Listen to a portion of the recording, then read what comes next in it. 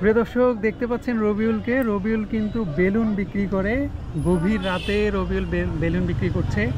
সারা দিন তীব্র রোদের মাঝে আবার বৃষ্টির মাঝে সে বেলুন বিক্রি করে পার্কের মাঝে।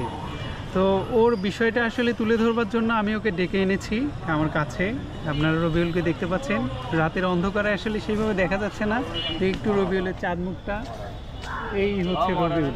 রবিউল, এই যে সারাদিন হচ্ছে বেলুন বিক্রি করে কেমন টাকা পয়সা হয়, মানুষ নেয়? হ্যাঁ। কিভাবে বেলুন বিক্রি করিস বলতো একটু? ধরে ধরে ধরে। এই যে মানুষের কাছে গেলে কি মানুষ নেয়, বেলুন নেয়? পড়ে গেল রে। আচ্ছা, ওই যে তোরা যখন আমি দেখলাম যে অনেক সময় মানুষ রাগবাগ হয়, কেন রাগ হয় কেন বলতো? তাই খারাপ লাগে না তখন? হ্যাঁ রবিউল, খারাপ লাগে না? আচ্ছা তুই একটু বল না আমাকে, এই যে তুই এখানে বস। এই যে রবিউলকে কিন্তু আমি ডেকেছি অনেকক্ষণ ধরে। এখন রবিউলের সব থেকে যে গুরুত্বপূর্ণ বিষয়টা সেইটা হচ্ছে ওর একজন মামা আছে, যে মামা ওকে সঙ্গে করে নিয়ে এই বেলুনগুলো আসলে বেঁধে দেয়। সারা দিন ঘুরে ঘুরে রবিউল সেই বেলুনগুলো বিক্রি করে। এখন যদি ও বিক্রি না করতে পারে তাহলে আবার ওর মামা ওকে অনেক ঝাড়ি দেয়। বিষয়টা আসলে কিন্তু খুবই মর্মান্তিক একটা বিষয়। তো রবিউলের একটা মূল বিষয় হচ্ছে রবিউল কিন্তু আবার টার্গেট ফিল আপ করে প্রতিদিন। ওকে আমি শুনলাম অনেকক্ষণ ধরেই ওকে 10টা বেলুন বেঁধে দিয়েছিল, এইরকম 10টা নল্লি বলে এটাকে। তো ও 9টা বিক্রি করছে, একটা বিক্রি হয় নাই। বিষয়টা হচ্ছে পরে বিক্রি হয় নাই জন্য ওর মামা আবার হচ্ছে ওকে একটু ঝাড়ি টাড়ি মারলো, আমার দেখে খুবই খারাপ লাগলো। এখন রবিউল হচ্ছে পড়াশোনাও করে, তাই না রবিউল? কিসে পড়িস? শিশু শ্রেণী। এখন রবিউল গার্লফ্রেন্ড আছে নাকি? নাই। রবিউল আসলে খুব লাজুক স্বভাবের একটা ছেলে। এই যে দেখতে পাচ্ছেন রবিউল, একটু উঠে এখানে বস।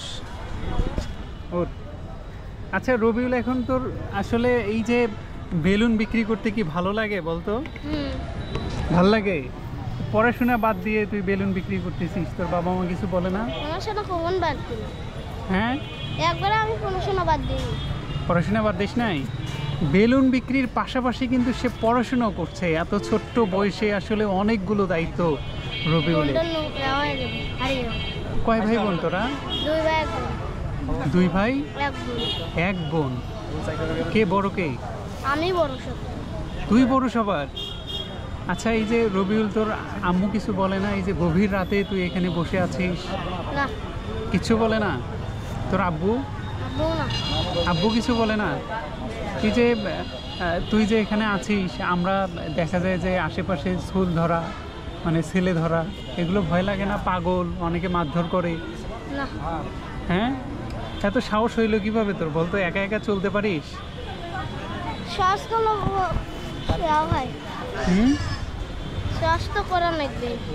একা একা বাড়িতে যাইতে পারিস? তাতে ভয় লাগে না? ভূতের ভয় লাগে না? হ্যাঁ, আমি রিক্সায় চলে যাই। রিক্সায় চলে যাস? আচ্ছা আচ্ছা। এই যে মনে কর আশেপাশে যখন ছোট বাচ্চারা খেলাধুলা করে, তুই তখন হচ্ছে এই যে বেলুন বিক্রি করিস, ওদের খেলাধুলা দেখে তোর খারাপ লাগে না? না। ইচ্ছা করে বেলুন বিক্রি করতে? এই টাকাগুলো কি করিস তুই বল আমাকে, একটু বল। বেলুন বিক্রির টাকাগুলো কি করিস? মাকে দিই। হ্যাঁ, মাকে দিই। তোর মা সবগুলো গনে গনে নেয়? এখান থেকে কিছু টাকা পয়সা তুই খরচ করিস না নিজের জন্য? কিছু কিনে খাস না? কি কি খাস বলতো? কি কি? তাই? আচ্ছা তুই একটু বলতো তো, বড় হয়ে কি হওয়ার ইচ্ছা? পুলিশ। মাশাআল্লাহ, রবিউলের ইচ্ছাটা কিন্তু আসলে আর্মি।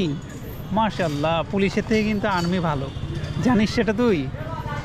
আমি আসলে কোনো বাহিনীকে আসলে ছোট করে কথা বলছি না, তবে বর্তমান প্রেক্ষাপটে এবং পূর্বেও, হ্যাঁ পূর্বেও দেখুক, সবাই দেখুক, তবে মানুষ কিন্তু প্রতিটা প্রফেশনকে আসলে ছোট করে আমি দেখছি না। মানুষ কিন্তু আসলে বিশ্বাস করে কোনো একটা স্পেসিফিক কোনো একটা ডিপার্টমেন্টকে বা এই ধরনের কোনো একটা প্রফেশনকে। আমার খুবই পছন্দের একটা মানে হচ্ছে ড্রেস ছিল বলতে পারেন সবাই, যে হচ্ছে সেনাবাহিনীর যে ড্রেস আপটা, এটা আমার খুবই ভালো লাগে। ওদের ডিসিপ্লিন মেনটেন বিষয়টা খুবই ভালো লাগে। কথাবার্তা, আচার আচরণ এবং ঘোরাফেরার বিষয়টাও খুবই ভালো লাগে। আমার এইটা আমাকে খুবই আকর্ষিত করে। পুলিশকে খারাপ বলছি না, পুলিশের বিষয়টা আসলে খুবই ভালো লাগে। একসময় আসলে পুলিশের চাকরি করার খুব ইচ্ছা ছিল। আমি 2বার পুলিশে মাঠ করছিলাম, রিটেনে আউট হয়ে গেছিলাম। ফোনটা তুমি ফোন ওই যে ওইটা থাক, ওইটা সমস্যা নেই, এটা আমার ভাইয়ের ফোন। তারপরে হচ্ছে সেনাবাহিনীতে আমি 2বার মাঠ করেছিলাম, বিজিবিতে মাঠ করেছিলাম। তবে সব থেকে বেশি আমার যেটা আসলে মন কেড়েছে এটা হচ্ছে সেনাবাহিনী, যে কারণে আমার খুবই ভালো লাগে। তোর কাছে শুনেও খুবই ভালো লাগলো যে সেনাবাহিনীর প্রতি তোর ভালোবাসা। আচ্ছা, সেনাবাহিনী হয়ে কী করবি বলতো? পাসপোর্ট করব। হ্যাঁ, পাসপোর্ট করব। আচ্ছা, রবিউলের জন্য সবাই দোয়া করবেন বেশি বেশি করে। আল্লাহ পাক রব্বুল আলামিন যেন রবিউলের স্বপ্নটা সত্যি করে দেয়, যেন কবুল করে নেয়, রবিউলকে যেন ভালো রাখে, সুস্থ রাখে, সবসময় যেন ভালোভাবে চলতে পারে। আজকে রাখছি, সবাই ভালো থাকবেন। আসসালামু আলাইকুম।